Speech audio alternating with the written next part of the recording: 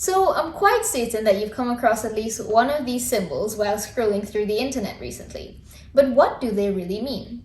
Luckily for us, they're covered on our Pure Math syllabus, so we'll be learning all about them now.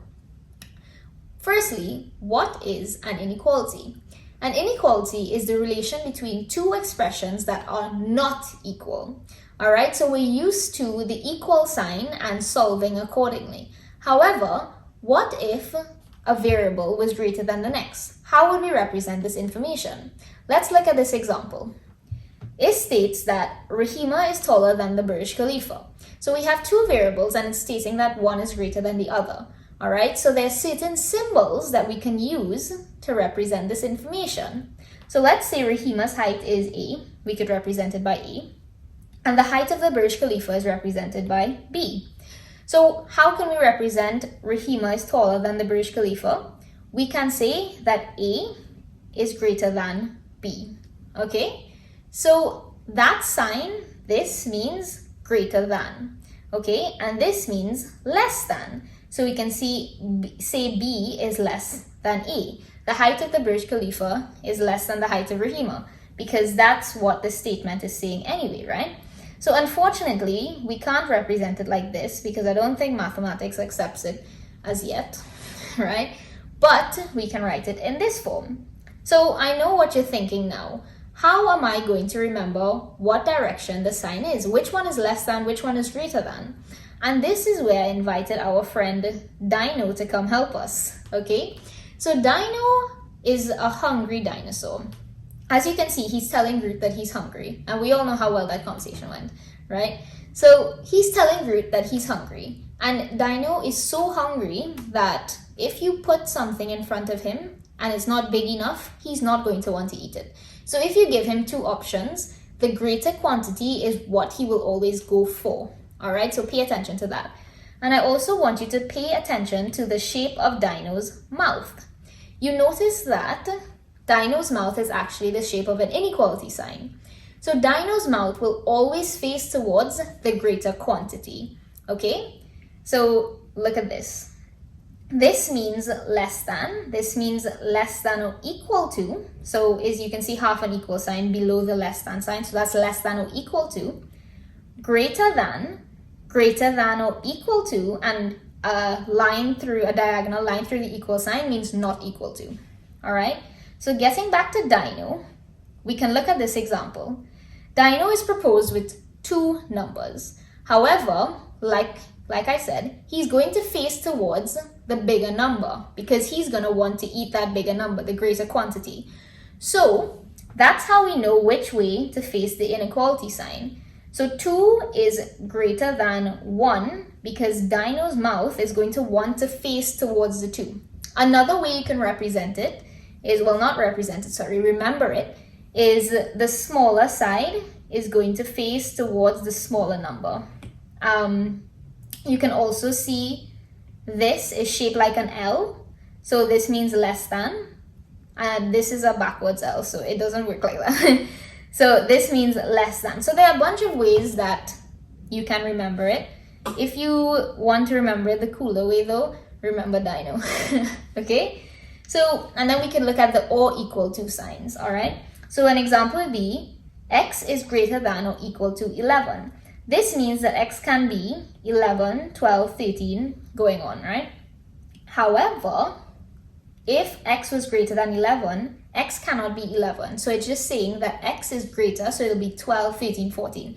However, x greater than or equal to 11 includes 11 in that set of numbers that can be x, okay? Because it's saying it can be equal to x, to 11 as well. All right, so that's all the greater than equal to sign means, and it also pertains to the less than or equal to sign. The types of inequalities that we need to know how to solve are linear, quadratic, and rational inequalities. All right, so how to solve inequalities in the first place?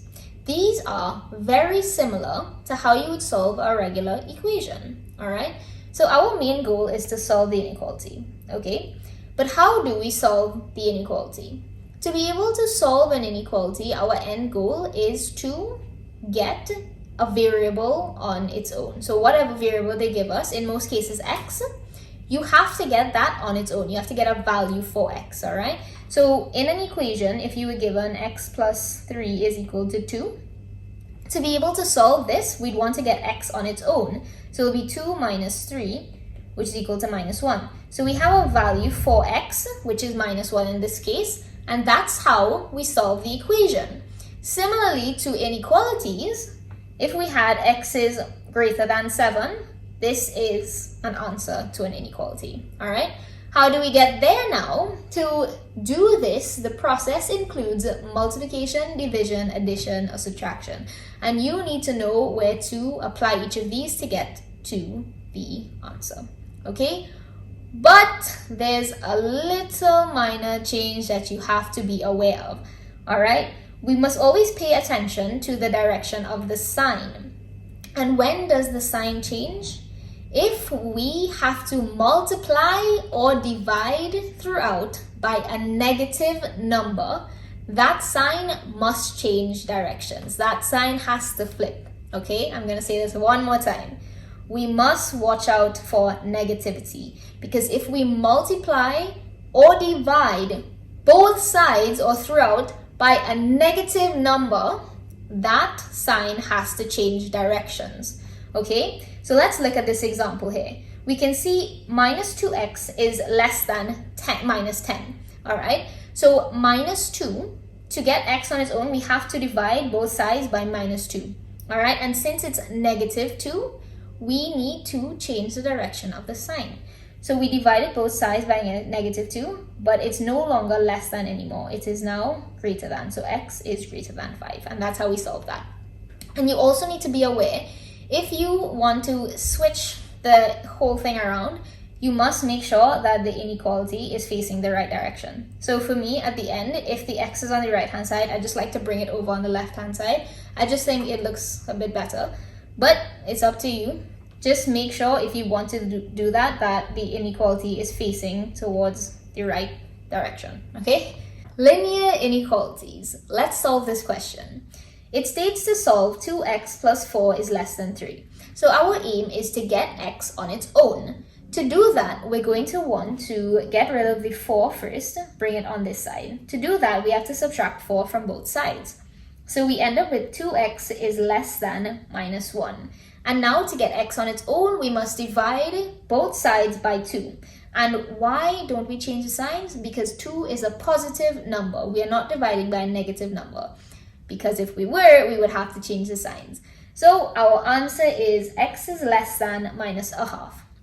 Let's look at the second question. This one states that x minus 3 is less than 2x plus 5, right? So we see that we have two x's here. We're going to want to bring them together, right? So we're going to bring the like terms together. So we're going to bring this and this together and this together. So we have them. We simplify now, and we have minus x is less than 8. Now, to solve this, we're going to have to divide both sides by minus 1, negative 1. And what is our rule? Exactly. If we have to divide or multiply by a negative number, the sign must flip. So let's do that. We change from less than to greater than, and now we have our solution. X is greater than minus 8. Quadratic inequalities. The form of a quadratic is ax squared plus bx plus c. And there are two possible solutions when solving a quadratic, okay? Solving a quadratic inequality, I'm familiar with two methods. However, we'll be learning the graphical method because it is the most common of all, okay? To be able to solve quadratic inequalities graphically, we need to be able to sketch a graph. And by sketch, I truly mean sketch. A sketch is a rough estimate, okay? It's simply a rough estimate for us to visualize and figure out where these x values might lie, all right? So what do we need to sketch the graph? We need two things. I wrote 3 because to sketch a proper graph, that's what we need to do. However, in this case, to solve the inequality, we only need the first 2. So the first one, is it a minimum or maximum curve? For it to be a minimum curve, it would be a smiley face. And that's when a is positive. A meaning the coefficient of x squared must be positive for it to have a minimum point. For it to have a maximum point, or a sad face, you see where I'm going with this, right? A must be negative, so it'd be minus ax squared plus bx plus c, all right? That's where we would have the sad face or the maximum point, okay? So we need to determine that first. The second thing, where does it intersect the y-axis? We do this by factorizing mostly, okay? So that occurs when y is equal to 0. The third, but not necessary step is where does it intersect the y-axis? And we have to let x equal to 0 to find that, all right? So in a little more detail, the first thing, minimum or maximum. So this is the shape of the parabola or the curve. So this is called a parabola, right? So this depends on the positivity, smiley face, or negativity, sad face, of a, which is the coefficient of x squared. So you must look at the coefficient of x squared, determine if it's positive or negative, and then decide if it's going to have a minimum point or maximum point, okay? Now, where does the graph intersect the x-axis? To find this, we need to factorize. So we let y equal to 0 and we factorize to solve for the x values, okay? So I know you're very familiar with that, so that should not be a problem. And that would be where the graph cuts the x-axis, okay? So the third one, not necessary. You can do it. I mean, I don't know why you'd want to. But where does the graph intersect the y-axis? We do this when x is equal to 0. I now kindly request your undivided attention because I believe this is where majority of the confusion begins, because after sketching the graph, we need to know exactly where to shade to be able to solve the inequality. So find the solution set, okay? So there are 4 key cases for each minimum curve and a maximum curve. Let's begin with the minimum point. So this occurs when the coefficient of x squared is positive, hence the smiley face graphs, right? The first case, given that ax squared plus bx plus c is greater than 0, greater than. For the graph to be greater than 0, it must be above the x-axis, right? So we shade above the x-axis. To solve this inequality, so now that we've shaded above the x-axis, we can now see that here and here, we now look with regards to x1 and x2, where can the x values lie? So we know that it is less than x1 and x would be more than x2. And that's how we have the solution set. And the region is not connected and hence the solution will be given by this. All right, so now given that ax squared plus bx plus c is less than 0. So now, for the graph to be less than 0, it must be below the x-axis. And we can see that this region is actually connected, right?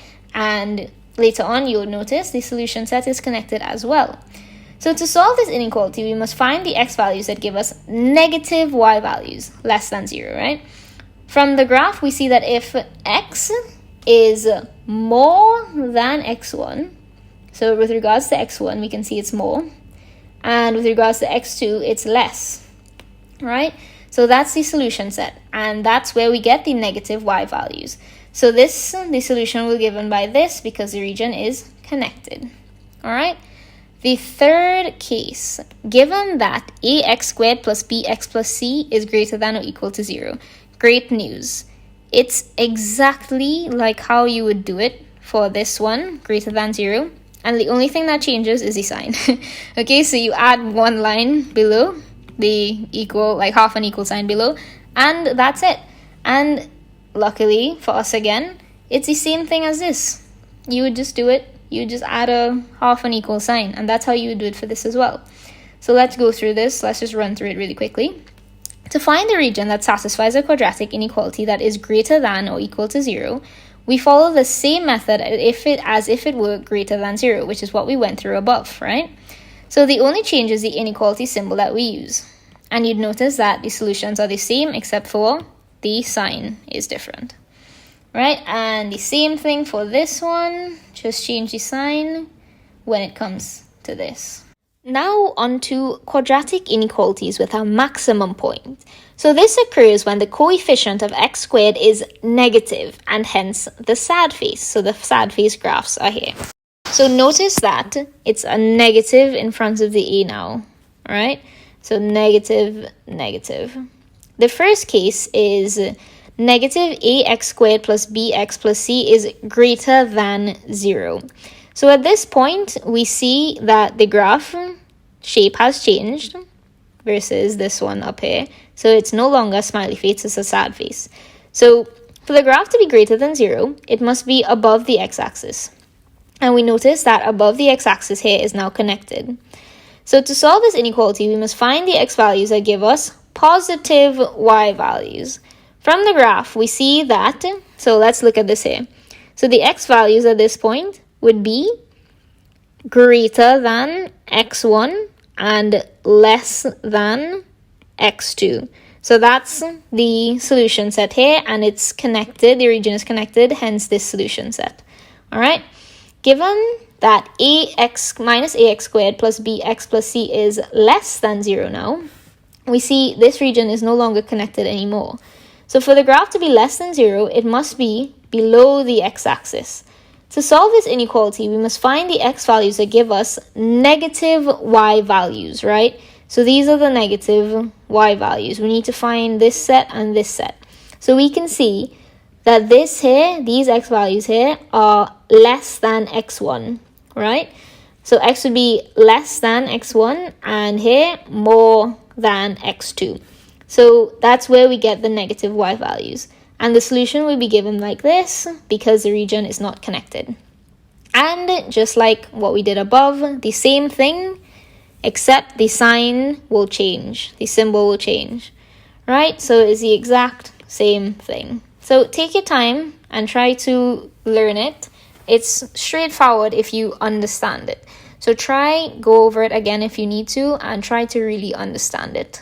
Alright, now that we know how to solve a quadratic inequality, let's try to do this one together.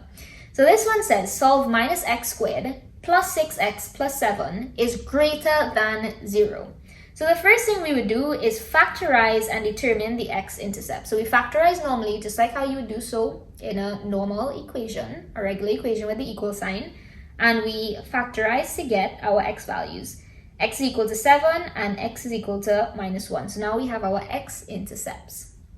From there, we go on to sketch the graph of the quadratic. To do that, we need to find out, is it a smiley face, meaning a minimum, or a maximum? So we need to look at the coefficient of x squared to find this out. So it's negative, right? Negativity is sad. So we have a maximum point, all right? So from there, we can sketch this maximum, in turn, maximum point on top here. And we have our x values, minus 1 and 7. So we have this. Now we need to find the region of the graph that satisfies the inequality. So it says greater than 0. All right, so greater than, above the x-axis. So we shade the region, and now we look for the x values. So the inequality states that the quadratic is greater than 0. So we shaded, right? So this means that all y values are above the x-axis.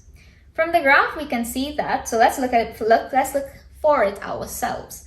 So we see that x would be, with regards to minus 1, it would be greater than minus 1, right?